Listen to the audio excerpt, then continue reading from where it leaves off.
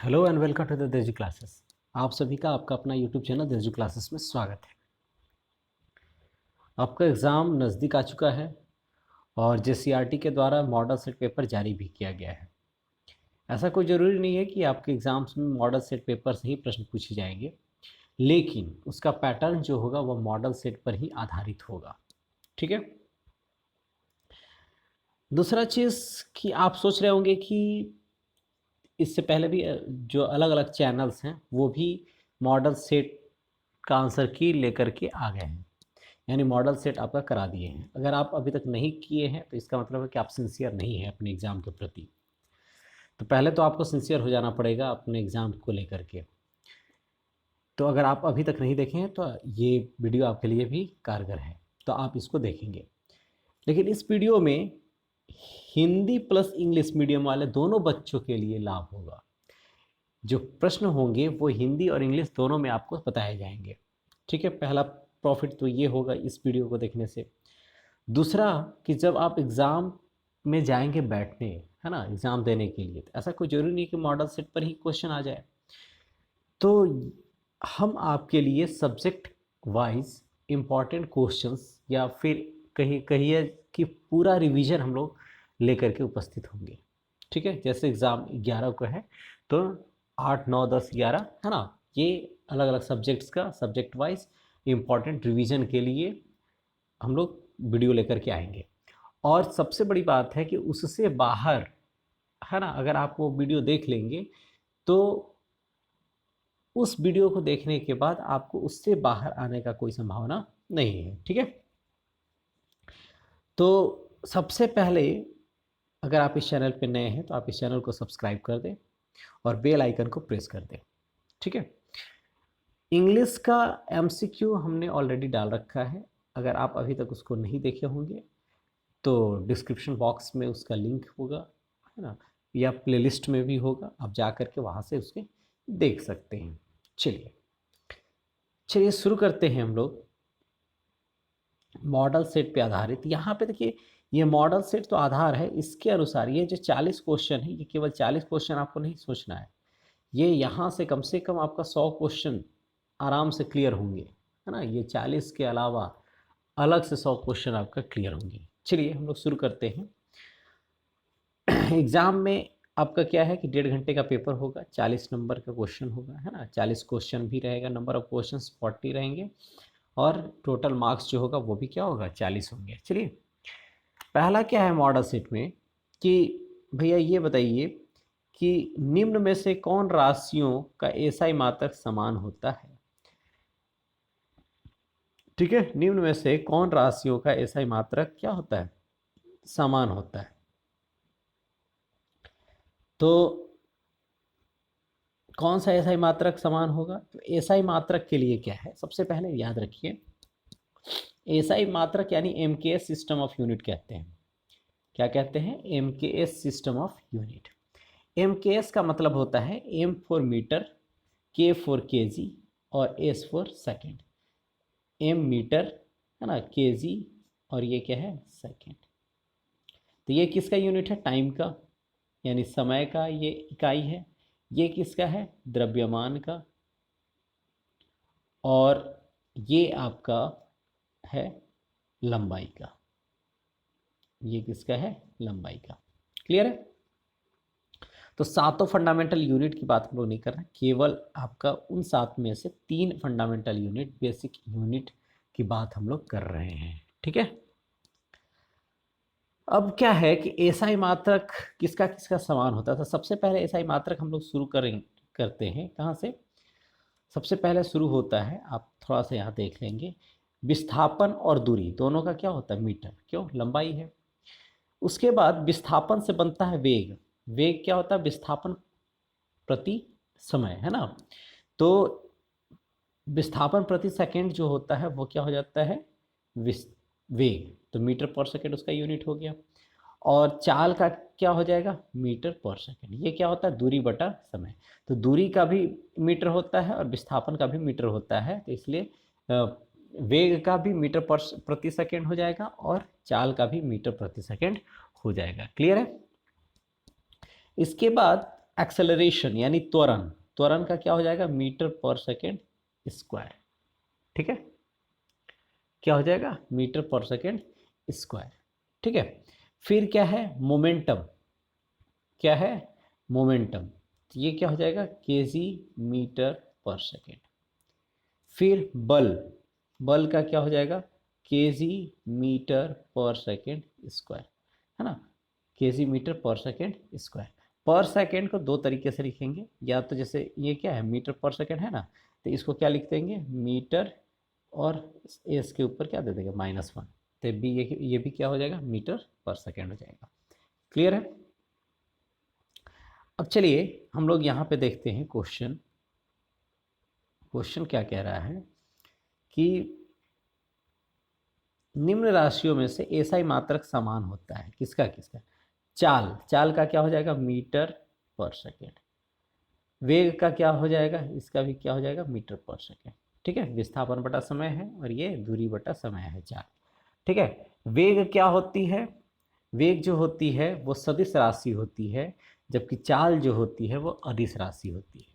सदिश राशि वह राशि होती है ना, जो कि परिमाण और दिशा दोनों पर निर्भर करता है, और चाल अदिश राशि है जो कि केवल परिमाण पर निर्भर करता है। क्लियर है, मैग्नीट्यूड पर केवल डिपेंड करता है। वो क्या हो गया, scalar quantity, the quantity which depends upon both magnitude and direction, that is the vector quantity. तो वेग क्या हो गया, वेक्टर क्वांटिटी।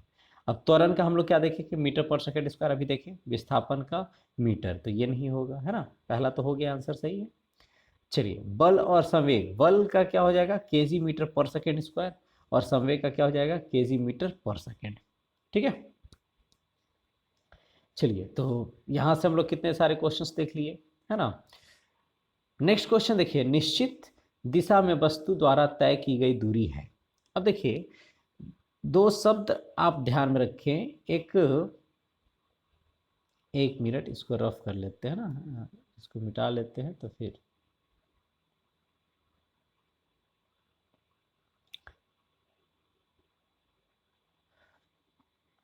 एक हो गया आपका दूरी। तो दूरी क्या होता है, और विस्थापन। तो दूरी और विस्थापन में दूरी जो होगा वो किसी भी वस्तु के द्वारा जो भी रास्ता तय की गई, तो कुल रास्ता जो तय की जाती है वो होता है दूरी। जैसे यहाँ से ऐसे ऐसे ऐसे ऐसे ऐसे ऐसे घूम के कहाँ कहीं भी गया, जैसे जैसे गया, ये इसका क्या हो जाएगा, दूरी। लेकिन विस्थापन क्या हो जाएगा, सबसे छोटी दूरी, यानी ए पोजीशन से बी पोजीशन के पास जाने के लिए जो सबसे छोटी रास्ता तय की गई हो, ये या तो वस्तु के द्वारा तय की गई हो या नहीं की गई हो, ये उस पर डिपेंड नहीं करता। जो सबसे छोटी दूरी जो होती है वही क्या होता है, विस्थापन होता है। तो विस्थापन में क्या होगा, एक निश्चित दिशा में दूरी, एक किस दिशा में, निश्चित दिशा में, यानी ए से बी के पास जाने के लिए आपके पास कोई और दूसरी दिशा का विकल्प नहीं है, अलग डायरेक्शन का ऑप्शन नहीं है। आपको जब भी जाना है तो इसी डायरेक्शन में जाना होगा। तो इसमें क्या होता है, डायरेक्शन जो होता है विस्थापन में वो फिक्स होता है। ठीक है, दिशा क्या होती है, फिक्स होती है। तो जहाँ पे दिशा की बात आएगी वो क्या होगा, वो वेक्टर क्वांटिटी होगा, यानी सदिश राशि होगा। क्लियर है। तो निश्चित दिशा में वस्तु द्वारा तय की गई दूरी क्या है, तय की गई दूरी क्या होती है, विस्थापन, निश्चित दिशा में। ठीक है, चाल क्या होगा, दूरी बटा समय, किसी भी वस्तु के द्वारा एक निश्चित समय में तय की गई दूरी को क्या कहते हैं, चाल। और किसी भी वस्तु के द्वारा एक निश्चित समय में तय की गई विस्थापन को क्या बोलेंगे, वेग। ठीक है, और त्वरण क्या होता है, वेग में परिवर्तन के दर को क्या बोलते हैं, त्वरण कहते हैं। The rate of change in velocity is called the acceleration. त्वरण को इंग्लिश में क्या बोलते हैं, एक्सेलरेशन। क्लियर है। तो इंग्लिश मीडियम वाले बच्चे भी इसको ध्यान में रखते चलेंगे। नेक्स्ट देखिए क्वेश्चन, वेग का एसआई मात्रक है, वेग का एसआई मात्रक क्या हो जाएगा, मीटर पर सेकेंड स्क्वायर। अभी हम लोग देखिए कि मीटर पर सेकेंड, मीटर पर सेकेंड। क्लियर है, मीटर पर सेकेंड स्क्वायर किसका हो जाएगा, एक्सेलरेशन का। तो ये हो जाएगा त्वरण, किलोमीटर पर आवर, किलोमीटर पर सेकेंड, ये तो आपका एसआई मात्रक होगा ही नहीं। क्योंकि SI मात्रक के लिए जो दूरी होना चाहिए वो मीटर में और समय जो होना चाहिए वो सेकंड में। तो इसका तीसरा का सही आंसर क्या हो जाएगा? Option number D. चलिए नेक्स्ट क्वेश्चन देखिए। स्वचालित वाहनों में एक यंत्र लगा होता है जो उनके द्वारा तय की गई दूरी को प्रदर्शित करता है। यंत्र को क्या कहते हैं? ठीक है, यानी एक वाहन होता है जिसमें एक यंत्र लगा होता है जो कि तय की गई दूरी को प्रदर्शित करता है। गाड़ी में देखे होंगे, अगर ये हैंडल है ना, गाड़ी यहाँ पे मान लो, ठीक है, तो यहाँ पे मीटर लगा हुआ है। तो दो तरह का, एक स्पीड शो करेगा ऐसे से कि यहाँ पे कांटा लगा हुआ है, 30 का स्पीड है, 20 का स्पीड है, और दूसरा उसी के अंदर एक इस तरह से लगा होता है। ठीक है, ये देखेंगे यहाँ 2 होगा, फिर कुछ देर बाद 3 हो जाएगा, फिर 4 हो जाएगा, है ना। तो ये क्या हो जाएगा? ये दूरी शो करता है कि आपने कितना दूरी तय किया। ठीक है, और ये जो है वो गति शो करता है, चाल शो करता है। ठीक है, चाल, गति नहीं, चाल। तो ये इसको बोलते हैं ऑडोमीटर। क्या बोलते हैं? ऑडोमीटर। जो दूरी तय करता है उसको बोलते हैं ऑडोमीटर, और जो चाल को तय करता है उसको बोलते हैं स्पीडोमीटर। क्या बोलेंगे? स्पीडोमीटर। ठीक है, थर्मामीटर तो समझते ही है। थर्मामीटर क्या करता है? हॉटनेस और कोल्डनेस ऑफ द बॉडी को चेक करता है ना, आपका जो शरीर है या वस्तु है वो कितना गर्म है, कितना ठंडा है। ठीक है, तो क्वेश्चन नंबर 4 का सही आंसर क्या हो जाएगा? ओडोमीटर। दूरी कौन करता है? ओडोमीटर। ठीक है, चलिए क्वेश्चन नंबर 5 देखिए। यदि पिंड का द्रव्यमान दोगुना कर दिया जाए, पिंड का द्रव्यमान क्या कर दिया जाए? दोगुना कर दिया जाए, और उसका वेग आधा हो जाए, तो पिंड का रैखिक संवेग। तो रैखिक संवेग का फॉर्मूला क्या होता है? संवेग यानी P बराबर क्या हो जाएगा? m into B. तो कह रहा है, P डैश कह रहा है, P डैश कह रहा है कि भैया उसके द्रव्यमान को दोगुना कर दीजिए और वेग को आधा कर दीजिए। यानी जो द्रव्यमान होगा E हो जाएगा 2m, यानी पहले से m था तो अब कितना हो गया? 2m, और वेग जो है पहले से v है तो इसका आधा कर दीजिए, तो क्या हो जाएगा? v/2। ये कट जाएगा, तो क्या हुआ? mv। यानी P डैश बराबर भी कितना आया? mv। P के बराबर आया कि नहीं आया? यानी P डैश बराबर क्या हो गया? P। यानी संवेग में कोई परिवर्तन नहीं होगा, संवेग क्या होगा? सेम रहेगा, वही रहेगा। ठीक है, तो इसका सही आंसर क्या हो जाएगा? Option number B.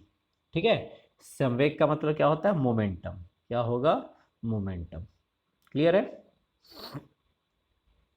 चलिए क्वेश्चन नंबर 6 देखिए। यदि दो वस्तु ए और बी के द्रव्यमान क्रमशः 6 kg और 34 kg हो तो, यानी if we have two bodies, first is A and second one is the B, having mass 6 kg and 34 kg, then, ठीक है, 6 kg और 34 kg का है, तो क्या होगा? ए का जड़त्व बी के जड़त्व से अधिक होगा। The inertia of A is greater than inertia of B. B का जड़त्व ए के जड़त्व से अधिक होगा, यानी the inertia of B is greater than inertia of A. A का जड़त्व और बी का जड़त्व बराबर होगा, यानी inertia of A is equal to inertia of B, है ना। ए तथा बी का जड़त्व शून्य होगा, तो inertia of A and B will be 0। क्या होगा इसमें? तो हम लोग को पता है कि जिसका मास अधिक होगा उसका इनर्शिया अधिक होगा। ठीक है, वो उसी अवस्था में रहने के लिए उस पर ज़्यादा बल का प्रयोग करना पड़ेगा। क्लियर है? तो बी का मास क्या है? ज़्यादा है, इसलिए बी का जड़त्व क्या होगा? ए के जड़त्व से अधिक होगा। Inertia of B will be greater than the inertia of A. तो ऑप्शन नंबर बी क्या हो जाएगा? इसका सही हो जाएगा। ठीक है, क्वेश्चन नंबर 7 देखिए। न्यूटन गति के किस नियम को जड़त्व का नियम भी कहा जाता है? तो किसको कहते हैं? न्यूटन गति का प्रथम नियम। ठीक है, द फर्स्ट लॉ ऑफ है ना, Newton's motion is called the law of inertia. Law of inertia क्या कहता है? कि अगर जो बॉडी जिस अवस्था में होती है उसी अवस्था में रहना पसंद करती है, यही क्या है? जड़त्व है। तो नियम क्या कहता है? कि जिस अवस्था में रहेगी उसी अवस्था में रहना पसंद करेगी। अगर वो दौड़ रही है ना, अगर वो गति में है तो वो गति में ही रहना पसंद करेगी, अगर वो रुकी हुई है तो वो रुकी हुई ही रहना पसंद करेगी। ठीक है, तो पहला नियम क्या कहता है? कि कब तक? जब तक उस पर कोई बाहरी बल न लगे तब तक। दूसरा नियम क्या कहता है? The force applied on a body is equal to the rate of change of momentum. ठीक है, ये दूसरा नियम कह रहा है ना, संवेग के दर के परिवर्तन को बल कहते हैं। तो अगर आपसे पूछा जाए कि बल की परिभाषा जो है वो न्यूटन के किस नियम में है, तो दूसरा नियम में। क्लियर है? न्यूटन की गति का तीसरा नियम क्या है? न्यूटन की गति का तीसरा नियम कहता है कि भैया प्रत्येक क्रिया की विपरीत प्रतिक्रिया होती है। For every action there is an equal and opposite reaction. ठीक है, तो जड़त्व का नियम क्या हो जाएगा? पहला, which law is called the father of all law. एक चीज याद रखिएगा, इनमें से किस लॉ को फादर ऑफ ऑल लॉ कहते हैं? किसे कहते हैं? तो ये कहते हैं न्यूटन्स का दूसरा नियम। दूसरा नियम को क्या बोलते हैं? Father of all law. ठीक है, क्यों? क्योंकि दूसरा नियम से पहला नियम के पास भी जाया जा सकता है और तीसरे वाले के पास भी। क्वेश्चन नंबर 8 देखिए, रॉकेट किस सिद्धांत पर काम करता है? On which theory rocket works. तो रॉकेट प्रोपल्सन किस पर सिद्धांत वर्क करता है? तो संवेग के संरक्षण, यानी कंजर्वेशन ऑफ मोमेंटम। इंग्लिश में इसको क्या बोलेंगे? Conservation of momentum. ठीक है, कंजर्वेशन ऑफ मोमेंटम। चलिए क्वेश्चन नंबर 9 देखिए, 60 केजी द्रव्यमान के किसी मनुष्य का भार चंद्रमा पर क्या होगा? भार किस पर कह रहा है? चंद्रमा पर, है ना। जी आपको कितना लेना है? 10 मीटर पर सेकेंड स्क्वायर। तो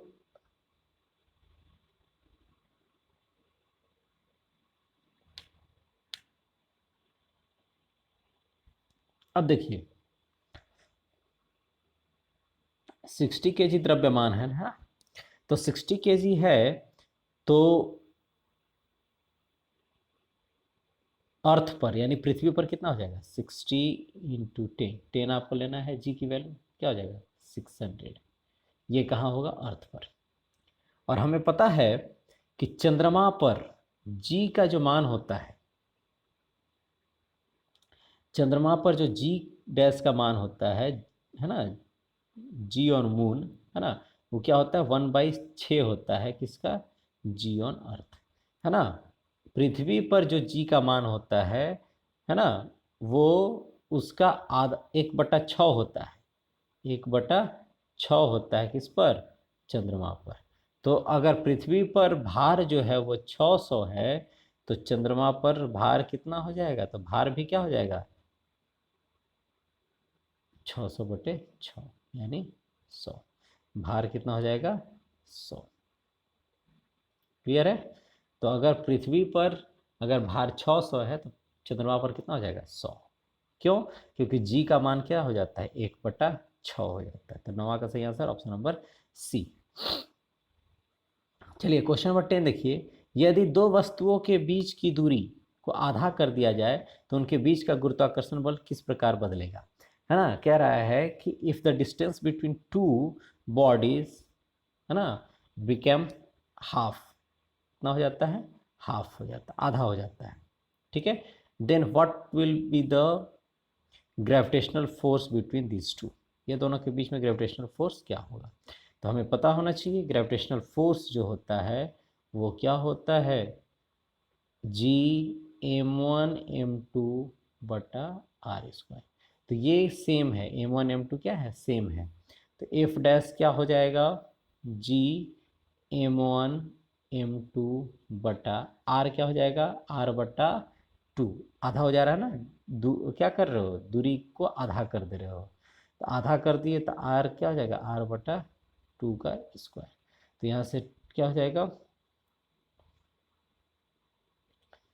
यहाँ से G m1m2/r²/4। अब यहाँ से क्या हो जाएगा? ये 4 कहाँ चला जाएगा? ऊपर। तो 4G m1m2/r²। अब G m1m2/r² यही क्या है? पहला वाला एफ है। तो यानी क्या हो जाएगा? एफ डैश जो होगा वो क्या हो जाएगा? 4 गुना हो जाएगा किसका? एफ का। ठीक है, इसका मतलब है कि दो वस्तुओं के बीच की दूरी को अगर हम लोग कम करते हैं तो उसके बीच का गुरुत्वाकर्षण बल बढ़ जाता है। ठीक है, नेक्स्ट क्वेश्चन नंबर 11 देखिए, ध्वनि किस माध्यम से गमन करती है? तो ध्वनि ठोस से भी, तरल से भी और गैस से भी। उपरोक्त सभी निर्वात से गमन नहीं करती, याद रखिए, उपरोक्त सभी से गमन करती है। सॉलिड, लिक्विड, गैस तीनों से वो ट्रांसमिट करती है ना, प्रोपागेट करती है। वायु में ध्वनि तरंगे निम्न में से किसका उदाहरण है? ठीक है, वायु में जो ध्वनि तरंग है, ठीक है, वो किसका उदाहरण है? तो वायु में ध्वनि तरंग जो होता है वो अनुदैर्ध्य, किसका हो जाएगा? अनुदैर्ध्य तरंग का उदाहरण होता है। क्लियर है? तो इसका सही आंसर क्या हो जाएगा? अनुदैर्ध्य, अनुदैर्ध्य, ठीक है, लॉन्गिट्यूडनल, ठीक है। क्वेश्चन नंबर 13 देखिए, मानव श्रवण की श्रव्य पराश की ऊपरी आवृत्ति सीमा लगभग होती है कितनी? याद रखिएगा, वायु में ध्वनि तरंग अनुदैर्ध्य और जो प्रकाश होती है ना वो अनुप्रस्थ होती है। मानव श्रवण में श्रव्य पराश की ऊपरी आवृत्ति सीमा क्या होती है? तो मानव श्रवण की श्रव्य पराश क्या होती है? 20 हर्ट्ज से लेकर के 20,000 हर्ट्ज, यानी 20 किलो हर्ट्ज तक, ठीक है। तो 20 हर्ट्ज से लेकर के 20 किलो हर्ट्ज, ठीक है, एक ही चीज़ है, ये भी है ना। और चाहे 20,000, 1 2 3, 3 को जीरो होना चाहिए। तो ये इसका निम्न सीमा कितना है? 20 हर्ट्ज, और ऊपरी सीमा कितना है? 20,000 हर्ट्ज। तो इसका सही आंसर क्या हो जाएगा? ऑप्शन नंबर ए, ठीक है। क्वेश्चन नंबर 14 देखिए, दो विभिन्न पदार्थों के कणों का स्वतः मिलना क्या कहलाता है? The intermixing of two particles of two different substances, ठीक है, तो उसको क्या बोलते हैं? विसरण। क्या बोलेंगे? विसरण, यानी डिफ्यूजन। क्या बोलेंगे? डिफ्यूजन, ठीक है। दो या दो से अधिक पार्टिकल्स को आपस में मिलने की जो प्रक्रिया होती है ना, मिलना जो होता है, that is called the diffusion, ठीक है, या विसरण। क्वेश्चन नंबर 15 देखिए, बर्फ का गलनांक होता है, तो बर्फ जो होता है वो 0 डिग्री सेल्सियस पर क्या होता है? गलता है। मेल्टिंग पॉइंट इसका क्या है? 0 डिग्री सेल्सियस। और 0 डिग्री सेल्सियस को क्या बोलते हैं? 273.15 केल्विन, है ना। 6 दिया हुआ, कोई दिक्कत नहीं है। तो 273.15 केल्विन, इसका सही आंसर ऑप्शन नंबर सी। निम्नलिखित में से किसे सबसे अधिक संपीड़ित किया जा सकता है? तो सबसे अधिक संपीड़न जो हो सकता है वो किस में हो सकता है? गैस में, उसके बाद लिक्विड में, और उसके बाद सॉलिड में। सॉलिड यानी ठोस में सबसे कम संपीड़न हो सकता है। क्यों? क्योंकि इसके जो पार्टिकल्स होते हैं, इसके जो कण होते हैं, वो आपस में सटे होते हैं, इनमें गैप बहुत कम होता है, मतलब न के बराबर होता है, ठीक है, किसमें? सॉलिड में, ठीक है। और जैसे जैसे गैप बढ़ेंगे उसकी संपीड़न क्षमता भी क्या होगा? उसको आराम से अधिक किया जा सकता है, ठीक है, कस के दबाया जा सकता है। क्यों? क्योंकि उसके पार्टिकल्स दूर दूर हैं, तो ज़्यादा क्लोज आएंगे, तो ज़्यादा दबेगा। और जो ऑलरेडी क्लोज है, जो एकदम सटे हुए पैक्ड हैं, जो ऑलरेडी पैक्ड हैं, तो वो क्या होंगे? कितना भी दबाइएगा तो उतना दबेगा नहीं, है ना, उसको जगह नहीं मिलेगा। तो क्या हो जाएगा इसका सही आंसर? 16 का हाइड्रोजन गैस, ठीक है। क्वेश्चन नंबर 17 देखिए, कौन सा यौगिक का उदाहरण है? तो लोहा ये एलिमेंट है, तत्व। पीतल ये क्या है? एलॉय है, मिश्र धातु। क्या है? मिश्र धातु। जल क्या है? यौगिक है। दो एलिमेंट है, H2 और O, हाँ। चलिए, तांबा, कॉपर, यानी ये तत्व है। पीतल किस किस धातु का मिश्रण है ना? ब्रास। पीतल को क्या बोलते हैं? ब्रास। तो ये क्या है? कॉपर और जिंक। ब्रॉन्ज किसका है? कॉपर और टीन, याद रखिएगा, ठीक है। नेक्स्ट देखिए, तो पीतल किसका हो जाएगा? जिंक और कॉपर, ए। क्वेश्चन नंबर 19 देखिए, निम्नलिखित में से कौन रासायनिक परिवर्तन का उदाहरण है? तो रासायनिक परिवर्तन, जल का बर्फ में बदलना, तो ये तो भौतिक परिवर्तन है। भोजन का पचना, मोमबत्ती का पिघलना, भौतिक परिवर्तन। लोहे के चूर्ण को बालू में मिलाना, ये भी क्या है? भौतिक परिवर्तन। कौन है रासायनिक परिवर्तन? भोजन का पचना, पायरुवेट टूटेगा, कार्बन डाइऑक्साइड वगैरह वाटर में, है ना। तो ये होगा भोजन का पचना। ये किस में होगा? रासायनिक परिवर्तन का उदाहरण है। ठीक है, डाइजेशन ऑफ फूड।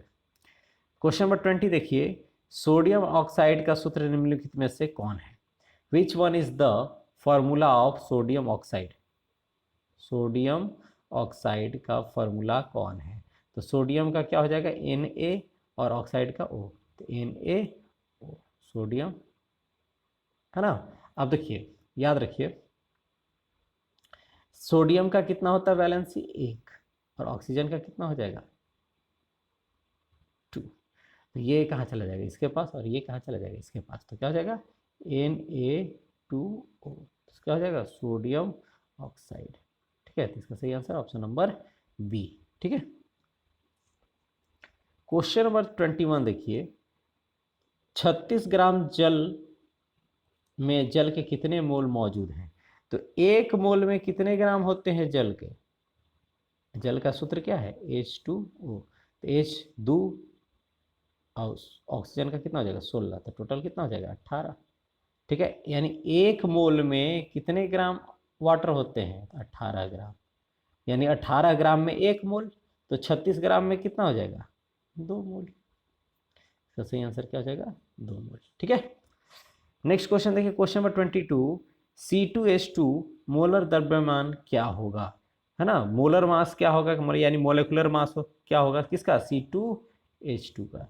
तो C का यानी कार्बन का कितना होता है एटॉमिक मास? 12, तो 12 दूनी 24, और हाइड्रोजन का कितना होता है? 1 होता है, तो 1 × 2 यानी 2, कितना हो जाएगा? 26। तो इसका सही आंसर क्या हो जाएगा? Option number B 26। ठीक है, नेक्स्ट क्वेश्चन देखिए, क्वेश्चन नंबर 23, इलेक्ट्रॉन की खोज किसने की? Who discovered electron? तो जे थॉमसन ने। किसने किया था? जे थॉमसन ने किया था। क्लियर है?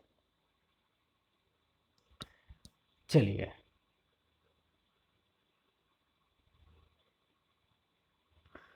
क्वेश्चन नंबर 24 देखिए, एक तत्व में 11 इलेक्ट्रॉन है और 12 न्यूट्रॉन है, उस तत्व की परमाणु संख्या क्या होगा? तो परमाणु संख्या यानी एटॉमिक नंबर क्या होगा जब इलेक्ट्रॉन 11 है और न्यूट्रॉन 12 है? तो एटॉमिक नंबर क्या होता है? नंबर ऑफ इलेक्ट्रॉन्स या number of proton? Number of electrons या नंबर ऑफ प्रोटॉन जो होता है वही क्या होता है? एटॉमिक नंबर होता है। तो इलेक्ट्रॉन कितना? 11 है, तो इसलिए परमाणु संख्या भी क्या होगा? 11 होगा। अगर पूछ दे प्रोटॉन कितना होगा, तब भी वो क्या होगा? 11 होगा। क्लियर है? नेक्स्ट क्वेश्चन, क्वेश्चन नंबर 25, किसी तत्व के समान समस्थानिक में निम्नलिखित में से कौन और परमाणु का समान नहीं है? परमाणु का समान नहीं होंगे, कौन से इसमें से समान नहीं होंगे? अब समस्थानिक है, तो समस्थानिक क्या होता है? जिसमें सेम एटॉमिक नंबर होता है बट डिफरेंट मास नंबर। अगर एटॉमिक नंबर सेम है, एटॉमिक नंबर सेम है, तो यानी प्रोटॉन भी बराबर होगा और इलेक्ट्रॉन भी बराबर होगा। कौन बराबर नहीं होगा? न्यूट्रॉन। न्यूट्रॉन बराबर नहीं होगा। तो इसका सही आंसर क्या हो जाएगा? ऑप्शन नंबर सी, यानी 25 का सही आंसर क्या हो जाएगा? Option number C. निम्नलिखित में से कौन एक कोशिकीय जीव है? यूनिसेलुलर ऑर्गेनिज्म इसमें कौन है? तो यूनिसेलुलर कौन है? अमीबा। कौन है? Amoeba. Amoeba is an unicellular organism. Question number 27 देखिए, लाइजोजोम्स का निर्माण कौन करता है? तो लाइजोजोम्स का निर्माण करता है गोल्गी उपकरण। गोल्गी उपकरण जो है वो आपका लाइजोजोम्स का निर्माण करता है। ठीक है, कैमिलो गोल्गी के द्वारा ये खोजा गया था, उन्हीं के ऊपर नामकरण भी है ना। कौन है? कैमिलो गोल्गी, है ना, उन्हीं पर गोल्गी उपकरण भी है। ठीक है, इंडोप्लाज्मिक रेक्टिक्यूलम जो है अंतर्द्रव्यीय है ना जालिका, तो अंतर्द्रव्यीय जालिका में जो भी चीज सिंथेसिस होता है, जो भी संश्लेषित होता है, उसको जमा कौन करता है? गोल्गी बॉडी पैक बना करके रखता है भैया, अपना पैकेट, है ना। ठीक है, और कोशिका के बाहर या भीतर क्या करेगा? उसको ट्रांसफर करेगा। ठीक है, तो लाइजोसोम्स का निर्माण कौन करता है? गोल्गी उपकरण। पावर हाउस ऑफ सेल, है ना, ये माइटोकॉन्ड्रिया। ठीक है, पावर हाउस किसको बोलेंगे? ये शक्ति घर जो होता है वो किसको बोलते हैं? माइटोकॉन्ड्रिया को। ठीक है, प्लास्टिड्स किस में होते हैं? Plant cell. प्लास्टिड्स किस में है? प्लांट सेल में। राइबोसोम्स ये कहाँ बनते हैं भाई? तो ये चिपके हुए रहते हैं किस पर? RER रफ इंडोप्लाज्मिक रेटिक्यूलम, ठीक है, जो प्रोटीन संश्लेषण का काम करता है, ठीक है। चलिए क्वेश्चन नंबर 28 देखिए, कोशिका झिल्ली के आर पार पदार्थों का आना जाना किस प्रक्रिया के द्वारा होता है? तो कोशिका झिल्ली के आर पार पदार्थों का आना जाना, याद रखिए कोशिका झिल्ली के अंदर अगर पानी का आना जाना है तो वो परासरण विधि से होगा। किससे होगा? परासरण से होगा, ठीक है। अगर केवल गैस का है तो वो परासरण से भी हो सकता है और विसरण से भी हो सकता है। क्लियर है? तो गैस का डिफ्यूजन जो होता है, गैस का इंटरमिक्सिंग यानी गैस का ट्रांसपोर्टेशन, वो सेल के अंदर बाहर वो विसरण से भी हो सकता है और परासरण से भी हो सकता है, लेकिन लिक्विड का जो होगा वो केवल परासरण विधि से होता है। क्लियर है? तो इसको याद रखेंगे, है ना। कोशिका झिल्ली के जो आर पार पदार्थों का आना जाना किस प्रक्रिया द्वारा होता है, तो इसको याद रखिएगा, परासरण बोलिएगा, ठीक है। यहाँ पे गैस तो नहीं दिया है, चाहे लिक्विड नहीं दिया है, लेकिन फिर भी आप ऑप्शन इस तरह से दिया हुआ है ना। अगर दोनों हो जाता तो लिक्विड ना मान करके हम लोग गैस मानते हैं, है ना। चलिए क्वेश्चन नंबर 29 देखिए। क्वेश्चन नंबर 29, पौधे के शीर्ष पर कौन सा ऊतक पाया जाता है? तो पौधे के शीर्ष पर कौन सा ऊतक पाया जाता है? विभिज्योतक ऊतक, ठीक है। जाइलम और फ्लोएम जो ऊतक है, ये क्या है? जटिल ऊतक। विभज्योतक ऊतक जो एपिकल वगैरह मेरिस्टेमेटिक टिश्यू जिसको बोलते हैं, ठीक है। तो 29 का सही आंसर क्या आ जाएगा? Option number A.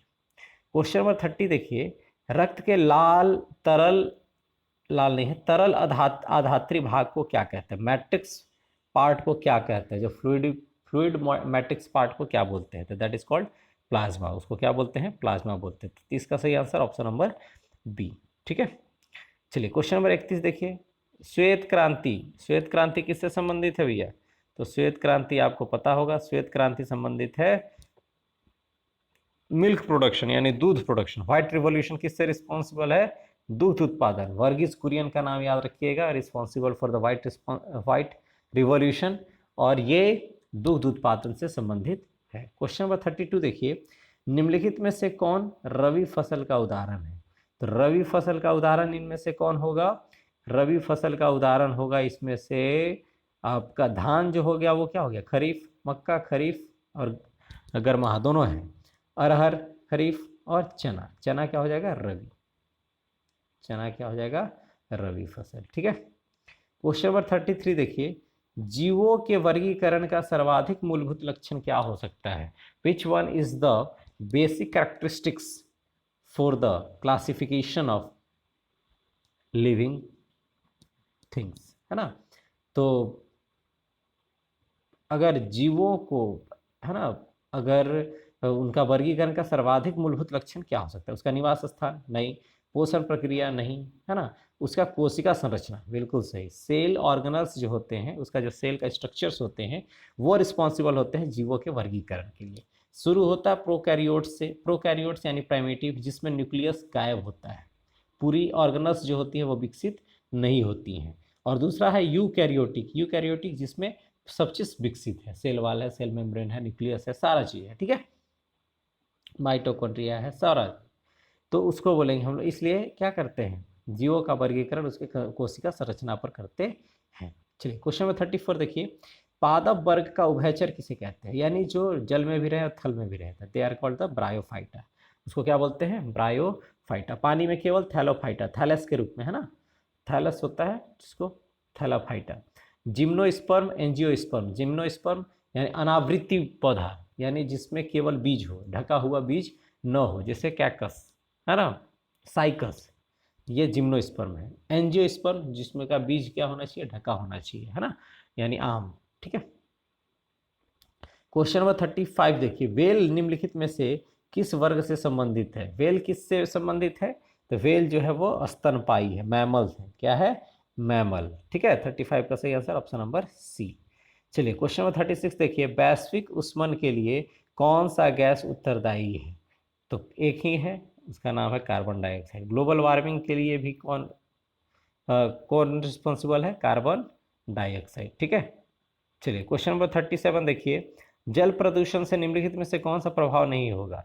तो जल प्रदूषण से जल के तापमान में परिवर्तन होगा, हैजा होगा, जल में ऑक्सीजन की कमी होगा, फेफड़े संबंधी रोग नहीं होगा। ये किससे होगा? सांस की बीमारी है ना, पानी के कारण ये बीमारी नहीं होती है। तो इस ऑप्शन नंबर डी इसका सही आंसर हो जाएगा। ठीक है, चलिए क्वेश्चन नंबर 38 देखिए, निम्नलिखित में से कौन असंक्रामक रोग है? असंक्रामक रोग यानी नॉन कम्युनिकेबल, नॉन कम्युनिकेबल यानी जो एक व्यक्ति से दूसरे व्यक्ति में नहीं फैलता हो उसको बोलते हैं असंक्रामक।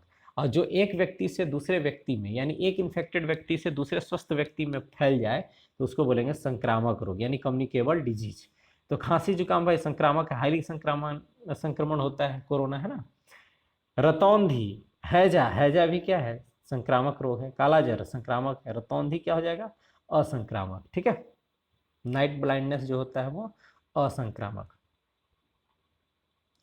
चलिए नेक्स्ट देखिए, इस 38 क्वेश्चन का आंसर आप हमें कमेंट सेक्शन में करके भेजेंगे, है ना, कि कौन इसमें से कौन संक्रामक रोग है, कौन सा संक्रामक। क्वेश्चन थोड़ा बदल दीजिए, संक्रामक रोग। ठीक है, नेक्स्ट क्वेश्चन नंबर 39, निम्नलिखित में से कौन दीर्घकालिक रोग, दीर्घकालिक रोग का उदाहरण है?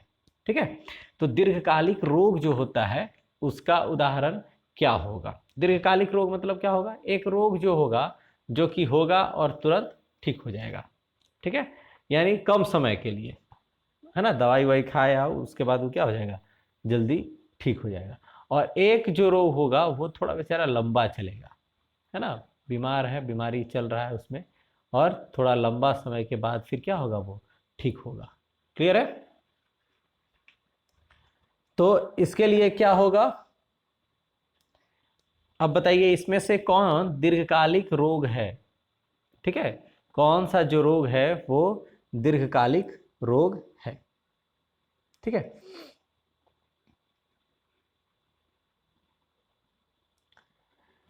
तो खांसी जुकाम दीर्घकालिक है? नहीं है। ठीक है, दीर्घकालिक नहीं है, यानी दीर्घकालिक यानी लंबे समय, भाई दवा ववा खाइए, है ना, और फिर स्वस्थ हो जाइए, ठीक हो जाइए। ठीक है, तो ये दीर्घकालिक नहीं होगा। हैजा, हैजा जो है ना, ये भी, हैजा जो है वो भी क्या होता है? एक बीमारी है ना, जैसे बैक्टीरिया जनित है। किससे है? बैक्टीरिया, याद रखिएगा, हैजा जो है वो किससे है? बैक्टीरिया। वायरस, वायरस से हो सकता है, फंजाई से हो सकता है।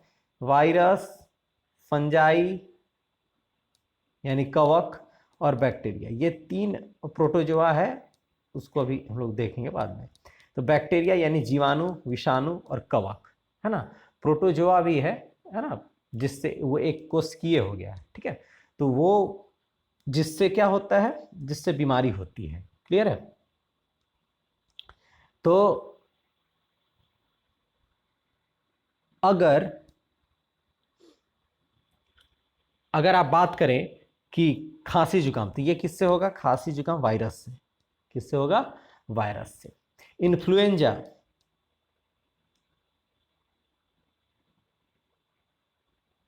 इन्फ्लुएंजा, इन्फ्लुएंजा ये किससे होगा? वायरस से। एड्स किससे होगा? वायरस से। एक्वायर्ड इम्यूनो डिफिशियंसी सिंड्रोम, ठीक है। बुखार, डेंगू, डेंगू जो फीवर होता है, डेंगू फीवर, वो किससे होगा? वायरल से। ठीक है, और बैक्टीरिया से याद रखिए, टाइफाइड, टाइफाइड जो होगा वो क्या होगा? बैक्टीरिया से होगा। ठीक है, हैजा, कोलेरा, ठीक है, और टीबी, ट्यूबरकुलोसिस, एंथ्रेक्स, ये सब किससे होगा? बैक्टीरिया से होगा। ठीक है, एनिमल्स में होता है एंथ्रेक्स, तो ये सब किससे होगा? बैक्टीरिया से। ठीक है, फंजाई से आपका क्या हो जाएगा? आपका जो बॉडी वाला है, ठीक है, बॉडी का जो पार्ट्स है, जैसे बॉडी पर खाज है, खुजली खुजली है ना, ये सब किससे हो रहा है? फंजाई से। प्रोटोजोआ से क्या होगा? मलेरिया हो जाएगा, काला जर हो जाएगा, है ना, ये क्या है? प्रोटोजुआ से है। ठीक है,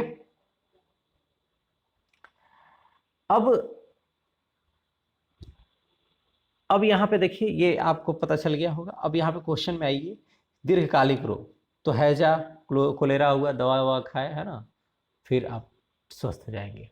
ठीक है, लेकिन मधुमेह यानी शुगर, शुगर की भी बीमारी ज़्यादा लंबी नहीं होती है। ठीक है, शुगर की भी बीमारी जो होती है वो ज़्यादा लंबी नहीं होती है। ठीक है, तो ये होता है किससे भाई, तो टीवी, टीवी जो होता है पहले लॉन्ग लास्टिंग दीर्घकालिक रोग है, बहुत लंबा समय तक इसका इलाज चलता है। ठीक है, अब तो मान लो निवारण हो चुका है, पहले इसका इलाज ही नहीं था। तो इसका सही आंसर क्या हो जाएगा, ऑप्शन नंबर सी यानी टीबी। चलिए लास्ट क्वेश्चन है, क्वेश्चन नंबर 40, जीवाणु निम्नलिखित में से कौन वर्ग में आते हैं। ठीक है, तो व्हाइट वीटवेकर या व्हाइट वेकर, जो भी नाम है ना, वेकर, इनके व्हाइटेकर है ना, इनके द्वारा वर्गीकरण किया गया 5 पार्ट्स में। पहला मोनेरा, मोनेरा प्रोटिस्टा, है ना, फिर प्लांटी यानी फंजाई, फिर प्लांटी, फिर एनिमिलाई। ये याद रखिएगा, प्रोटिस्टा से पहले हो जाएगा मोनेरा, एम, मोनेरा, प्रोटिस्टा, है ना, फंजाई, प्लांटी और एनिमिलाई। एमपीएफपीए सबसे छोटा मोनेरा, बैक्टीरिया वगैरह जितना भी वायरस वगैरह ये किस में आ जाएगा, मोनेरा में आ जाएगा। फिर उसके बाद प्रोटिस्टा, उससे थोड़ा बड़ा, पारामेसियम यूग्लेना, यानी जिसमें फ्लैजिला वगैरह है या फिर चलने के लिए रोआ वगैरह है ना, तो वो हो जाएगा प्रोटिस्टा। फिर फंजाई, कवक वगैरह हो गया, फंगस में हो गया। मोनेरा में याद रखिएगा एल्गी है, ग्रीन ब्लू एल्गी, जिसको बोलते हैं साइनोबैक्टीरिया, याद रखना। ठीक है, फिर प्लांटाई, प्लांट हो गया, और एनिमलाई मतलब जानवर, हम आप लोग इसमें आ गए। ठीक है, तो जीवाणु किस वर्ग में आएगा भाई, तो जीवाणु आ जाएगा आपका मोनेरा में। ठीक है, ऑप्शन नंबर बी इसका क्या हो जाएगा, सही हो जाएगा। ठीक है, आई होप आपको ये वीडियो अच्छी लगी होगी, है ना। प्लीज़ लाइक करें, कमेंट करें, और अपने दोस्तों के बीच इसे अधिक से अधिक शेयर करें। ठीक है, एग्ज़ाम से पहले इस पर एक बार हम लोग सारे चैप्टर्स के इंपॉर्टेंट पार्ट्स को देखेंगे। ठीक है, तो अगर आप इस चैनल पर नए हैं तो आप इस चैनल को सब्सक्राइब कर दें। Thank you for the watching.